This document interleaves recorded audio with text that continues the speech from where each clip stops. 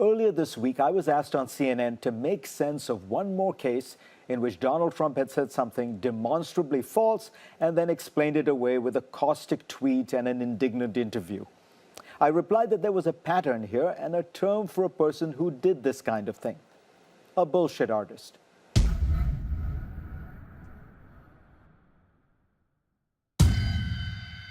Harry Frankfurt, an eminent moral philosopher, wrote a brilliant essay in 1986 called On Bullshit.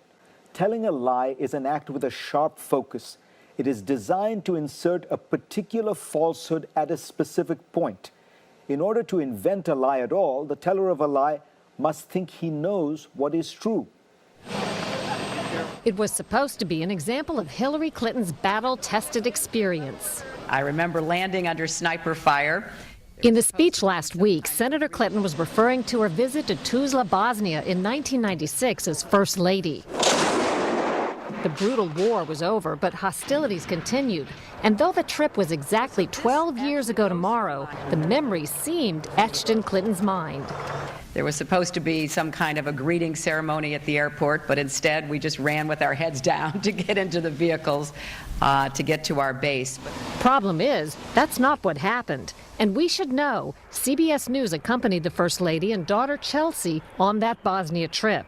That's Senator Clinton talking to me on the military flight into Tuzla. And these are the pictures we recorded of the greeting ceremony when the plane landed. Compare that to Senator Clinton's account. I remember landing under sniper fire. There was no greeting ceremony, and we basically were told to run to our cars. Now that is what happened. Thank you. There was no sniper fire either when Senator Clinton visited 2 Army outposts where she posed for photos, and no sniper fire back at the base, where she sang at a USO show starring Sinbad and Sheryl Crow. Referring to the CBS News video, Clinton aides today acknowledged her arrival in Bosnia was not quite as dramatic as Clinton put it. She meant that there was fire in the hillside around the area when we landed, which was the case. Who knows if she misremembered, misspoke, exaggerated, whatever, it makes the case for Senator Obama that all this experience that she's been talking about is at least partly her imagination. But someone engaging in BS, Frankfurt explains, is neither on the side of the true nor on the side of the false. His eye is not on the facts at all. After CBS News video showed what really happened when she landed and greeted officials, Senator Clinton maintained there were risks, but explained to the Philadelphia Daily News why she was seen on the Bosnian tarmac greeting a young child if it was really so dangerous. I was also told that the greeting ceremony had been moved away from the tarmac, but that there was this 8-year-old girl, and I said, well, I can't rush by her. I've got to at least greet her. So I greeted her, I took her stuff, and I left. Now that's my memory of it. Good to see you. Once again, her memory doesn't match our videotape. She and her daughter Chelsea lingered on the tarmac to greet U.S. military officials, took photos. There was the group of 7th graders on the tarmac too. And then Senator Clinton walked to the armored vehicle where she did eventually duck and enter. Senator Clinton hinted today that her own staff has been suggesting to her that the events weren't quite as dramatic as she had suggested. Her staff also sent out an email to reporters today with a list of supposed inconsistencies in what Senator Obama has said and done. Harry? This has been Donald Trump's mode all his life. He boasts and boasts and boasts about his business, his buildings, his books, his wives. Much of it is a concoction of hyperbole and falsehood. And when he's found out, he's like that guy we have all met making wild claims at the bar, who when confronted with the truth quickly responds, I knew that. One reason that people question your account, and this gets to the important question of trust, is because that day at Andrews you never talked about terrorism. You talked about the video. We've seen the heavy assault on our post in Benghazi that took the lives of those brave men. We've seen rage and violence directed at American embassies over an awful internet video that we had nothing to do with.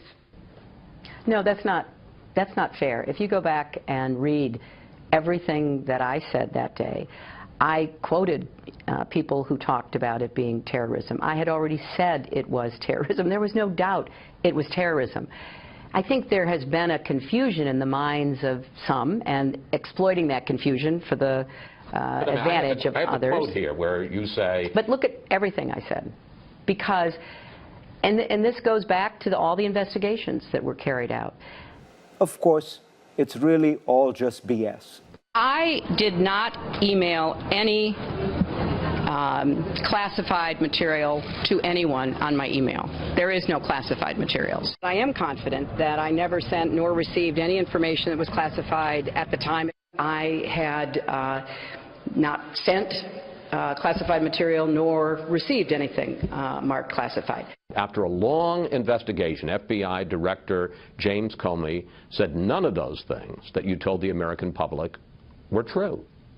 Chris, that's not what I heard Director Comey say, and I thank you for giving me the opportunity to, in my view, clarify. Director Comey said that my answers were truthful and what I've said is consistent with what I have told the American people.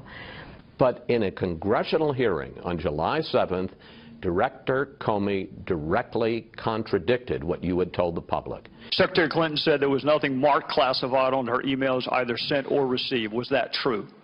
That's not true. Secretary Clinton said I did not email any classified material to anyone on my email. There is no classified material. Was that true? There was classified material emailed. He directly contradicted what... Well, and let me just he not only directly contradicted what you said, he also said in that hearing that you were extremely careless and negligent. Well, Chris, I looked at the whole transcript of everything that was said, and what I believe is, number one, I made a mistake. Harry Frankfurt concludes that liars and truth-tellers are both acutely aware of facts and truth. The BS artist, however, has lost all connection with reality. By virtue of this, Frankfurt writes, bullshit is a greater enemy of truth than lies are. We see the consequences. As the crazy talk continues, standard rules of fact, truth, and reality have disappeared in this campaign. Donald Trump has piled such vast quantities of his trademark product into the political arena that the stench is now overwhelming and unbearable.